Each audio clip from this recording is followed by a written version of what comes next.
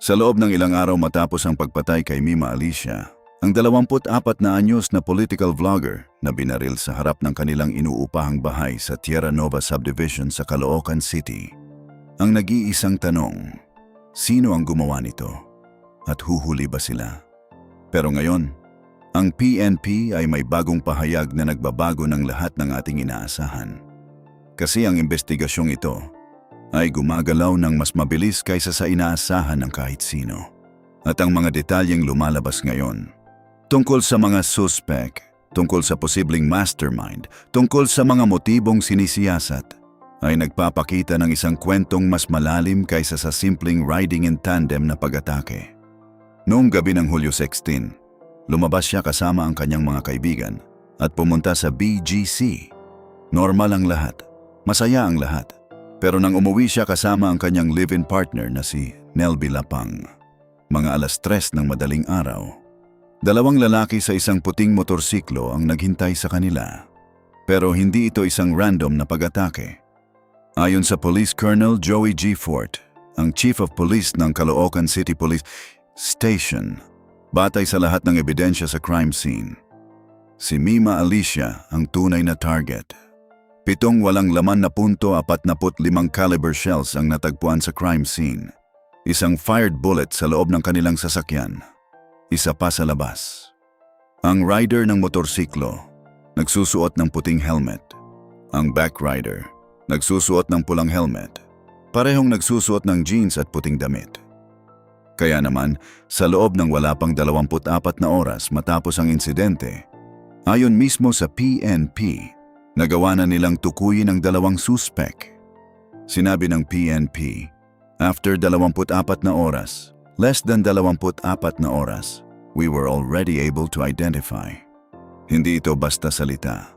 Ito ay resulta ng mabilis na pagsusuri ng CCTV footage, ng backtracking at forward tracking ng mga kilusan ng mga suspect, at ng profiling na agad nilang sinimulan matapos ang insidente. Pero narito ang bagay na nagpapabigat sa buong investigasyon. Kahit tukoy na ang mga suspect, hindi pa sila nahuhuli. Ayon sa PNP, ang 2 suspect ay kasalukuyang nasa ilalim ng profiling. At ang impormasyon na kanilang nakolekta mula sa profiling na iyon ay nagdala sa kanila sa isang nakakatakot na conclusion. Kaya naman, ayon sa PNP, may mataas na posibilidad na ang 2 suspect ay miyembro ng isang sindikato o kaya ay inupahan mula sa isang sindikato. Sinabi ng PNP, the information is leading to the possibility that there is a syndicate behind this murder, or the possibility that he hired these 2 suspects from a syndicate. Ibig sabihin, ang 2 lalaki sa motorsiklo ay maaaring hindi lang basta mga kriminal na kumilos ng mag-isa. Sila ay maaaring bahagi ng isang mas malaking network, isang organisadong grupo na tumatanggap ng bayad para gumawa ng ganitong uri ng krimen. Pero kung may sindikato, may nagbayad sa sindikato.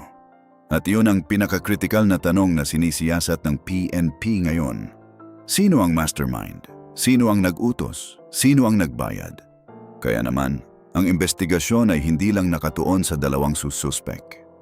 Nakatuon ito sa paghahanap ng taong nasa likod ng lahat. Ang taong may motibo, ang taong may kakayahang mag-utos, at ang taong may koneksyon sa sindikato na maaaring ginamit para ipatupad ang pagpatay. Pero narito ang komplikasyon. Maraming posibleng motibo. Una, ang political angle. Si Mima ay isang kilalang political vlogger.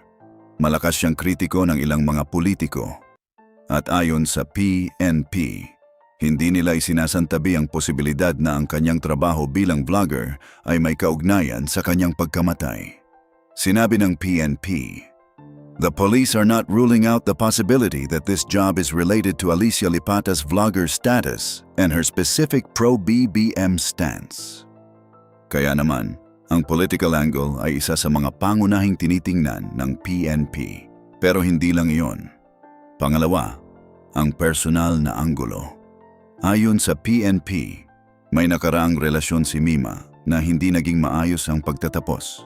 Sinabi ng PNP, her former relationships also brought up the fact that she had a history of being sued by her former partner, which is also one of the possible angles of the case being looked at.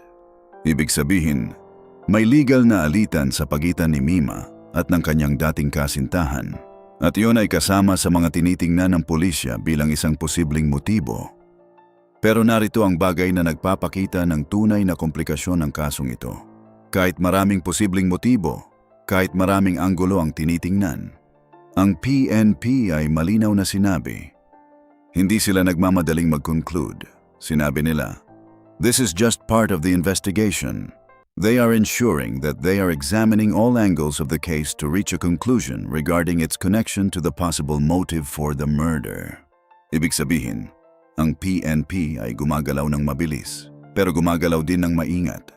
Kaya naman, ang DILG Secretary mismo, si John Vic Remulla, ay lumabas at nagbigay ng isang pahayag na nagpapakita ng seryosidad ng gobyerno sa kasong ito. Sinabi niya, "Alicia, they are now identified and we are about to arrest them any minute now." At nang tinanong siya kung kailan, anytime now, because they identified, located, tracking. Iyon ang pahayag ng DILG Secretary, hindi ng isang ordinaryong opisyal, kundi ng isang miyembro ng gabinete na direktang nagsasalita tungkol sa imminence ng aresto. Pero narito ang mas malaking konteksto na kailangan nating pag-usapan. Ang kasong ito ay hindi lang isang isolated na insidente. Ayon sa mga ulat, may isa pang insidente sa Mindanao, kung saan isang vlogger din ang binaril. At iyon ang nagpapaalala sa atin na ang mga political vlogger sa Pilipinas ay nagsisimulang harapin ang parehong panganib na matagal nang kinakaharap ng mga mamamahayag. Kaya naman, ang mensahe ng PNP sa lahat ng sangkot sa kasong ito ay malinaw at direkta. Walang makakaligtas, walang makakatago. Sinabi ng PNP, sila ay naghahanap ng mga kasabwat ng tunay na may kasalanan. At ang apela nila sa publiko, kung may alam kang anumang impormasyon na maaaring makatulong sa kaso, makipagtulungan sa pulisya. Kasi ang hustisya para kay Mima ay hindi lang responsibilidad ng PNP, ito ay responsibilidad ng lahat. At ngayon, habang patuloy na naghahanap ang PNP sa mga suspect na tukoy na nila, habang naghihintay ang pamilya ni Mima ng sagot, habang naghihintay ang kanyang 4 na taong gulang na anak ng isang mundo na hindi niya pa mauunawaan, ang buong bansa ay nanonood, hindi para sa entertainment, kundi para sa katotohanan, para sa hustisya, para sa pag-asa na sa bansang ito, ang boses ng bawat mamamayan, kahit gaano kaliit, ay may halaga. Maikli, matunog. Pagkatapos ay mas mahaba para bumuo ng momentum. Tukoy na ang mga suspek. Malapit na ang aresto. May posibleng sindikato.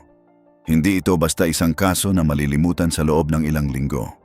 Ito ay isang aktibong investigasyon na gumagalaw ng mabilis, na may mga taong determinadong hanapin ang katotohanan para sa isang 24 na anyos na babae na ang tanging kasalanan ay ang pagsasalita ng kanyang mga opinyon sa harap ng kamera.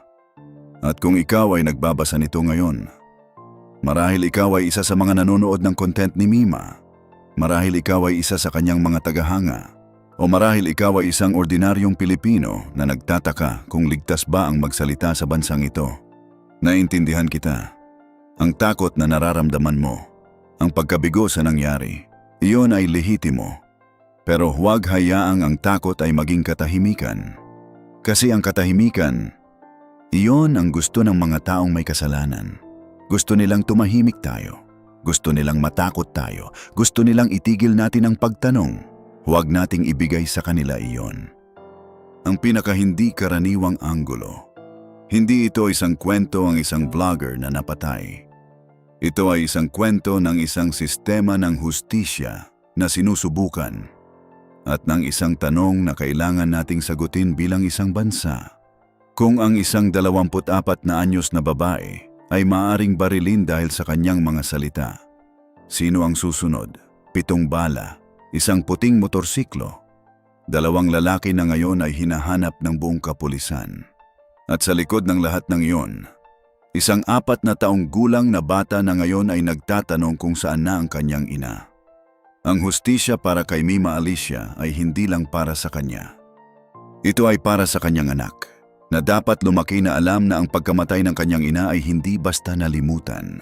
Ito ay para sa lahat ng vlogger, lahat ng content creator, lahat ng Pilipinong gumagamit ng kanilang boses para sabihin ang kanilang mga opinyon.